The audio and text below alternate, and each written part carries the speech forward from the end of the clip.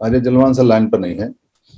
हमारी जो संगतियां हैं वो संगतियां की डेट फिक्स है, 31 तारीख की गढ़ की है और 24 तारीख की जो बहुत इंपॉर्टेंट संगति है वो यमुनानगर हरियाणा की है। हरियाणा में दो संगति हैं, एक बहादुरगढ़ की है जिसकी देखभाल वहां के जो स्पोक हैं सुधीर कुमार और उनकी टीम कर रही हैं, और जगतमाल जी जो है वहां की कर रहे हैं जो यमुनानगर की है। पर चूंकि संगति संघ की होती है और किसी व्यक्ति की नहीं होती, करता तो व्यक्ति ही है, काम तो सारे व्यक्ति ही करेंगे पर संघ के नियम के अनुसार करते हैं। और अब एक हमारा जो काम करने का तरीका है, एक उपट्ठाग एक समिति भी बन रही है और धीरे धीरे उसके मेंबर भी आ रहे हैं जो इसको मैनेजमेंट को संभालेंगे, पूरे को, जो पूरे काम को देखेंगे कि नियम के अनुसार चल रहा है या नहीं चल रहा है। क्योंकि संगतियां जो होती हैं वो संगत की होती हैं, संघ की होती हैं, व्यक्ति की तो व्यक्तिगत पार्टियां होती हैं। इसलिए यहां व्यक्तिगत पार्टी तो है नहीं, ये संगतियां सारी की सारी संघ की हैं और ये संघ की ही प्रॉपर्टी हैं। बाद में भी कोई 100 साल बाद भी ये नहीं कह सकता ये संगति मैंने कराई या ये संगति मेरे पिताजी ने कराई या ये संगति, कराएंगे तो लोग ही, पर वो संघ के लोग होते हैं, वो संघ को दान हो जाती है मेहनत, यानी संघ दान हो जाती है सारी सारी। तो सबका फर्ज होता है, पूरे संघ का फर्ज होता है कि अगर संघ ने कोई मीटिंग या संघ ने कोई संगति या संघ ने कहीं जाने के लिए कहा है तो हर संभव कोशिश करनी है कि वहां पहुंचना है। ये ठीक ऐसे है जैसे अपने लूले लंगड़े भाई को खड़ा करना है। और लूले लंगड़े भाई को खड़ा करना कैसा होता है? एक भाई है जिसकी एक टांग नहीं है और एक हाथ नहीं है, दूसरा भाई है जिसका एक पैर नहीं है, एक हाथ नहीं है। एक अकेला भाई एक पैर से चल नहीं सकता, जब तक खड़ा नहीं होगा काम नहीं कर सकता। दूसरा भाई दूसरे अकेले पैर से चल नहीं सकता, एक हाथ से काम नहीं कर सकता। पर दोनों भाई अगर मिल जाएं तो उनकी दो टांग हो जाएंगी, और जब वो दो टांग हो जाएंगी और उनमें सामंजस्य और बैलेंस होगा, समझदारी होगी, तो वो दौड़ जाएंगे। ठीक वैसे ही हमको अपनी जो लोग हैं उनको खड़ा करने के लिए, उनको चलाने के लिए, उनको दौड़ाने के लिए हमें वहां जाना चाहिए जहां हमारी संगतियां होती हैं। इसमें कुछ पैसा खर्च होगा, पर वो पैसा इतना नहीं है जितना कि हमें खर्च करना चाहिए। 5% का तो बाबा साहब का आदेश है, इसलिए जो कमाते हो उसमें से 5% रिसोर्सेस, टाइम, मनी, जो भी कुछ है उसको निकाल दोगे तो वो अपने ऊपर खर्च करना है जाने में। वो संघ का खर्चा अपने हिसाब से आपको करना है, तो पैसे की कमी नहीं है, क्योंकि 5% का हिस्सेदारी बाबा साहब की कही हुई है तो आप नकार नहीं सकते। और 5% का टाइम भी बाबा साहब ने कहा है। इसका मतलब यह है कि आपको 20 दिन में से एक दिन देना है कम से कम, तो पूरा एक महीने के अंदर 1.5 दिन आपको देना है। तो समय भी आपको देना पड़ेगा और रिसोर्सेज भी देने पड़ेंगे, खाना भी लेके जाना पड़ेगा अपने लिए, औरों के लिए नहीं। 2 पराठे औरों के भी हैं पर इतना तो कर लेते हैं। तो ये सारा की सारा जो प्रोसेस है ये पुराना प्रोसेस है, जब हम अपने भाइयों को खड़ा करते थे। पर ये प्रोसेस हमारे हाथ से निकल गया, पर जैनियों ने नहीं छोड़ा, क्योंकि जैनी भी समण होते हैं, जैनी कोई वमण नहीं होते, भारत के ही हैं। तो जैनियों ने नहीं छोड़ा। तो जैनी क्या करते हैं?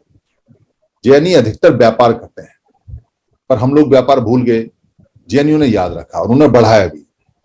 तो जैनियों में जब कोई दुकान खुलनी होती है, और ये सिंधियों का भी है, जो सिंध प्रांत के लोग हैं उनका भी है, तो वो दुकान का उद्घाटन करने का कार्ड सबको भेजते हैं, अपने सारे रिश्तेदारों को, अपने दोस्तों को, अपने जितने भी जानकार होते हैं उनको कहते हैं जी कि हमारी कपड़े की दुकान खुलने वाली है, ये फलानी तारीख को इसका उद्घाटन है और आप इसके उद्घाटन में आइए। और आपको ताज्जुब होगा कि उस कपड़े की दुकान में कुछ नहीं है, खाली उसके पास दुकान है, वो भी हो सकता है किराए की हो, और वहां पे सिर्फ खाने बने हुए हैं और वहां एक कपड़े का कतरा नहीं, और कपड़े की दुकान है। वो सारे लोग जितने भी उसके रिश्तेदार, जानकार, दोस्त होते हैं जिनको वो बुलाता है, जो उसके समुदाय के होते हैं, वो सारे आते हैं। और वो सारे के सारे आते हैं और दुकान का उद्घाटन होता है, और उस व्यक्ति को जो दुकान का उद्घाटन करा रहा है, जो उसका मालिक है, जो दुकान चलाएगा, उसको वो पैसा देते हैं। कहते हैं 10,000 हमारी तरफ से, 20,000 हमारी तरफ से, 25,000 हमारी तरफ से, 50,000 हमारी तरफ से। ऐसा कर करके सारे जितने रिलेटिव रिश्तेदार होते हैं उसको 10, 20, 30 लाख रुपया, 40 लाख रुपया, 1 करोड़ रुपया दे देते हैं। वो पैसा बाकायदा लिखा जाता है, फिर वो उस पैसे से कपड़ा खरीदता है और फिर वो कपड़े की दुकान चलाता है, पर वो पैसा वापस नहीं करता उनको। जब कभी किसी और की दुकान खुलती है तो वहां वो पहुंचता है, उसको इन्विटेशन आता है, तो जिसने वो पैसा दिया है, जितना दिया है उससे ज्यादा रिटर्न करेगा या वो पैसा देगा, हिसाब बराबर रहता है। यानी किसी ने अगर 50,000 दिया है तो 50,000 रिटर्न करेगा और 50,000 चढ़ा देगा। पर ये परंपरा हमारे पास अभी भी है, पर फालतू के काम में लग रही है। कौन सा फालतू का काम है? हमारे यहाँ लड़की की शादी कराने का कोई दहेज का प्रथा था ही नहीं, पर ये बेकार की प्रथा, ये बेकार की परंपरा हमारे दिमाग में डाल दी, हमारे शरीर पर डाल दी और बोझ बढ़ा दिया समाज पे। उसमें हमारे लोग कन्यादान करके लिखवाते हैं, 2 रुपए 5 रुपए पुराने जमाने में, आजकल तो 1100 रुपए 2100 रुपए 5,000 रुपए लिखवाते हैं और उसका एक रजिस्टर मेंटेन करते हैं किसने कन्यादान में कितना किया। कन्यादान में दिया हुआ पैसा फर्टाइल नहीं है, यानी बढ़ेगा नहीं, क्योंकि वो व्यापार में नहीं है, पर व्यापार में दिया हुआ पैसा बढ़ता है, इसलिए वो बढ़ गए, हम घट गए।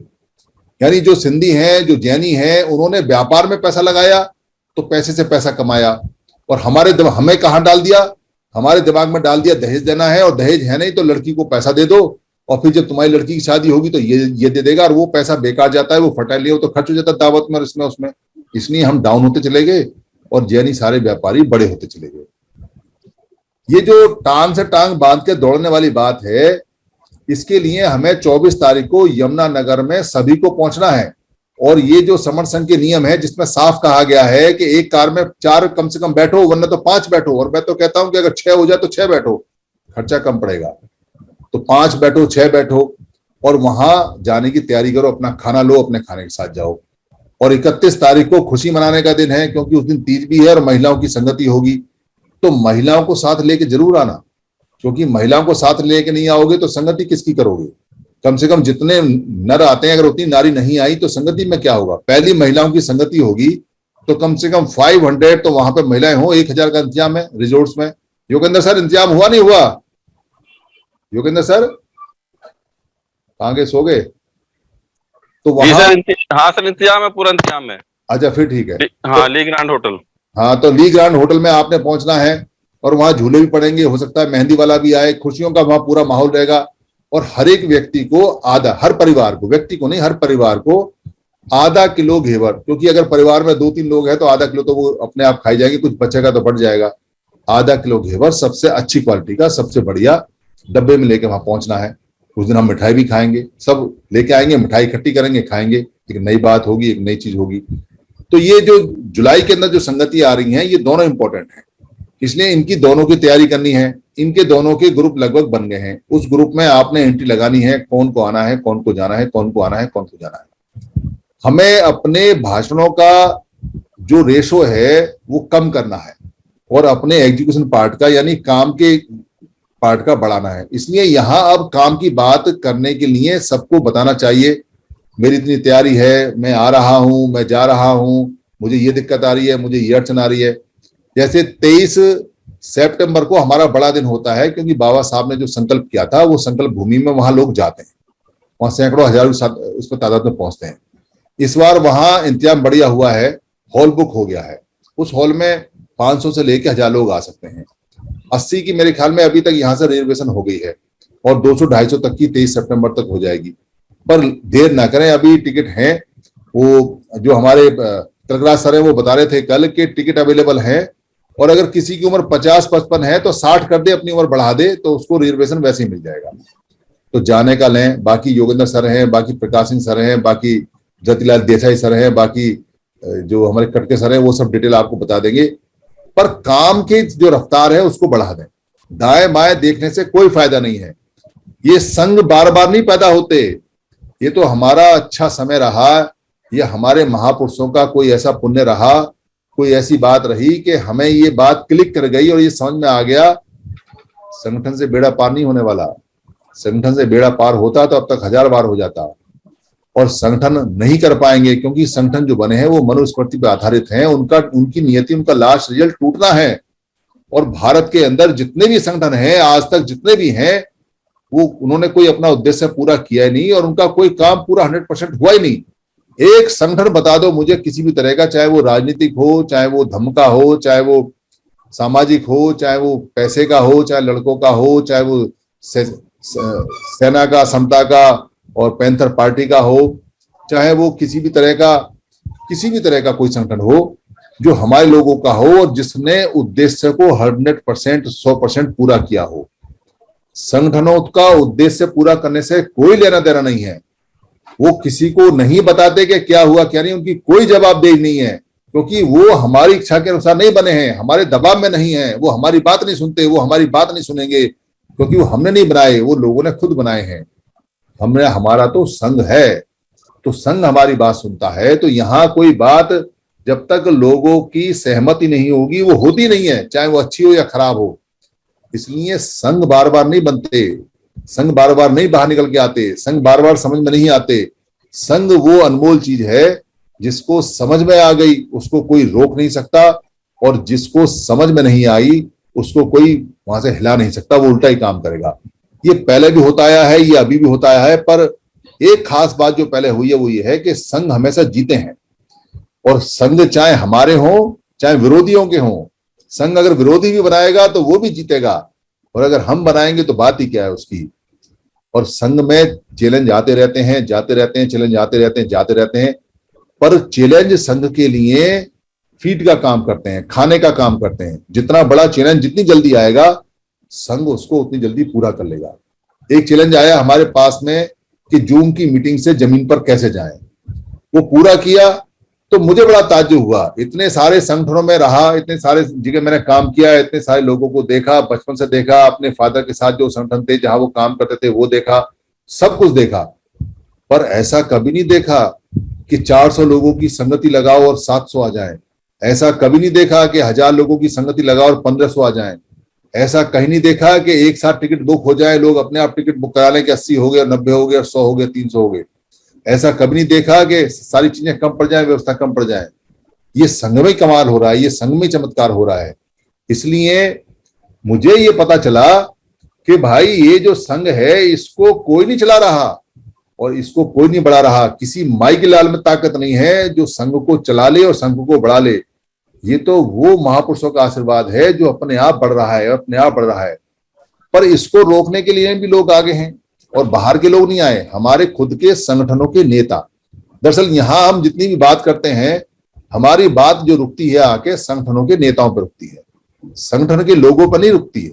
संगठन के नेताओं को हमने पहले भी अपील की, हम बार बार भी अपील करते हैं, पर उनके कान पे जू नहीं रखती और उनको समझ नहीं आती और उनको कोई चिंता नहीं और उनको कोई फिक्र नहीं। उनको संघ दुश्मन लगता है, और दुश्मन लगने का एक कारण जो सबसे बड़ा है वो है चंदा। क्योंकि हम ये कहते हैं पैसा देंगे जब, इकट्ठे होके आओगे तब। और इकट्ठे वो होके नहीं आते, इकट्ठे होने की वो बात नहीं करते, इसलिए उनका पैसा चला जाता है। और पैसा चला जाता है तो उनके जो खर्चे हैं जो उन्होंने बढ़ा रखे हैं वो कैसे होगा। संघ का तो कोई है नहीं। एक बहुत बड़ा जो अधिकारी है, क्लास 1 अधिकारी है, उससे बड़े बड़े अधिकारी संघ में भी हैं, पर वो क्लास 1 अधिकारी बड़ा है।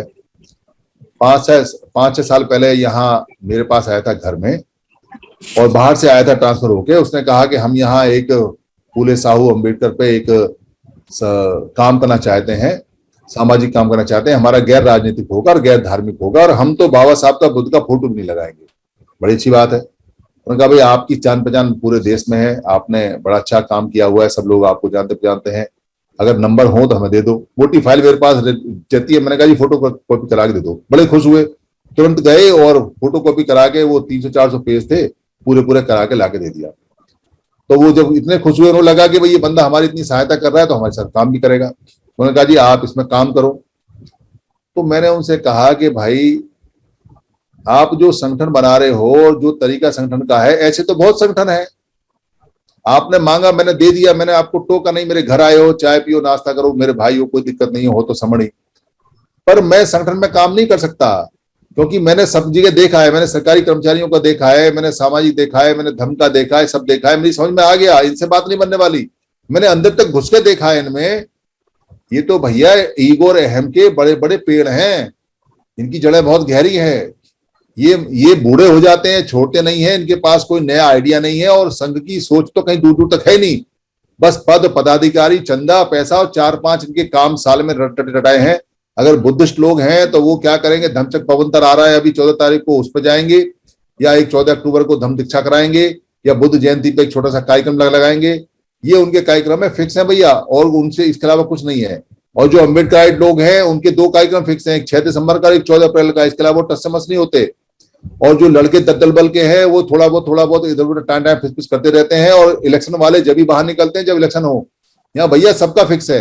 और तो और जो सामाजिक संगठन है उनका भी फिक्स है, उनके दिसंबर में बड़े अधिवेशन लगते हैं, और उसकी वो 6 महीने पहले तैयारी करते हैं, जमीन बुक कराते हैं, प्लॉट बुक कराते हैं, टेंट बुक कराते हैं, फिर वो पैसा इकट्ठा करते हैं और लोगों को इकट्ठा करते हैं, और उसके बाद वो आराम से छोटे छोटे कार्यक्रम करते हैं इकट्ठा करने के लिए, और उनमें कोई चेंज नहीं आता, और उनके टुकड़े हो जाते हैं, उनके टुकड़े हो जाते हैं।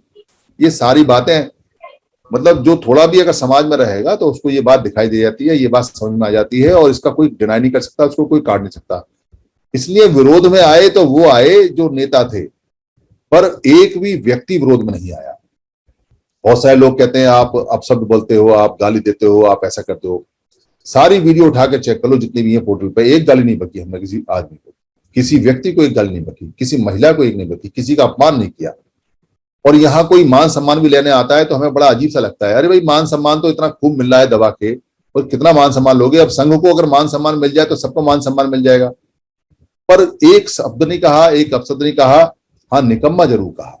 निकम्मा कहा जो काम नहीं करता, नालायक कहा जो लायक नहीं है, हरामखोर कहा जो बिना मेहनत की खाता है, चंदेबाज कहा जो चंदे को खाता है, संगठन धोखेबाज कहा जो धोखा देता है समाज को।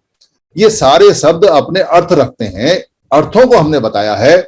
हम यहाँ किसी भी आदमी से बहस करने को तैयार हैं। सारी वीडियो हमारे पास है, पूरे साल की, पूरे 14 महीने की। हमने अगर किसी को कोई गाली दी हो, गाली जब होती है जब मदर की, सिस्टर की, कुछ इधर उधर की गाली दी जाए, उसको गाली बोलते हैं। अगर काम ना करने वाले को आप ये कहोगे कि ये कम्मा है, ये कम्मा है, ये कम्मा है, तो वो तो काम करेगा नहीं, वो तो पहले ही काम नहीं करता, ऊपर से आपने सर्टिफिकेट दे दिया। और अगर ये कहता है कोई आदमी के संगठनों को नहीं कुछ कहना है, संगठनों को कुछ नहीं कहना है, तो फिर भाई तुम करोगे क्या? कोई आदमी ये कहता है जी संगठनों को कुछ नहीं करना, कुछ नहीं करना, तो भाई करोगे क्या? कहोगे किसको? संगठनों को कुछ कहना नहीं है तो संगठन ठीक हो गए तो काम बढ़िया चल रहा है, फिर तो अपने घर जाके बैठो, क्या जरूरत है फिर कहने की?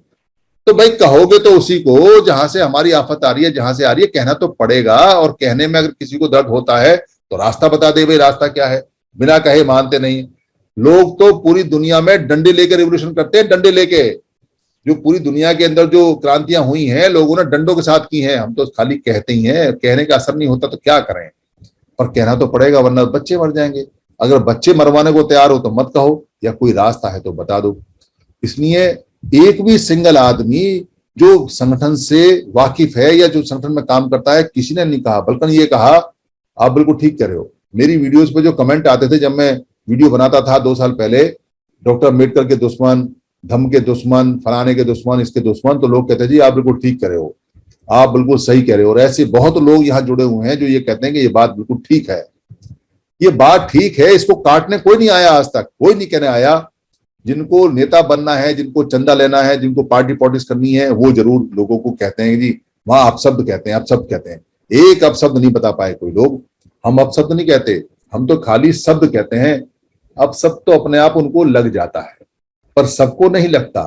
जैसे पूरी 200 लोगों के अंदर एक चोर होता है और एक आदमी करे चोर, तो जो चोर होता है वही गर्दन घुमा के देखता है, बाकी उसको देखते हैं इसने गर्दन क्यों घुमाई, वो पकड़ा जाता है। चोर की दाढ़ी में तिनका होता है। इसलिए जिसको अपशब्द लगते हैं वो संगठन वाला आदमी है, वो व्यक्तिगत आदमी है, वो चंदे वाला आदमी है, वरना तो बुरा लगने का मतलब नहीं है। काम जो कहते हैं, जो बात कहते हैं, वो बिल्कुल डंके की चोट पर कहते हैं और लॉजिकली कहते हैं, और तर्क करने को सब लोग तैयार हैं। इसलिए काम बढ़ रहा है। इसलिए लोग समझ में आ रहे हैं कि भाई जान बचानी है तो हमको इकट्ठा होना पड़ेगा। जान बचानी है बच्चों की तो और कोई रास्ता नहीं है, इसलिए संघ बढ़ता है। पर जान बचानी है उसके लिए काम करना पड़ेगा। काम की स्पीड जब तक बढ़ाओगे नहीं, जब तक कुछ नहीं होगा। संगतियां कम लग रही हैं। यहाँ जितने लोग हैं वो अपनी अपनी संगति बताएं कि कहाँ का लगनी है। हर संडे में तो लगानी चाहिए। पिछले से पिछले संडे को 10 संगति लगी। इस बार जो संगति लगी है वो 8 लगी हैं। एक बाद में लगी है जो बहादुरगढ़ में लगी है, तो 2 घट गई, जबकि 2 बढ़नी चाहिए थी। हर संडे में 4-5-6 बढ़नी चाहिए। बस संडे को आप करते क्या हो? क्या काम है संडे को? संडे को क्या आपने कहीं दफ्तर में बैठना है?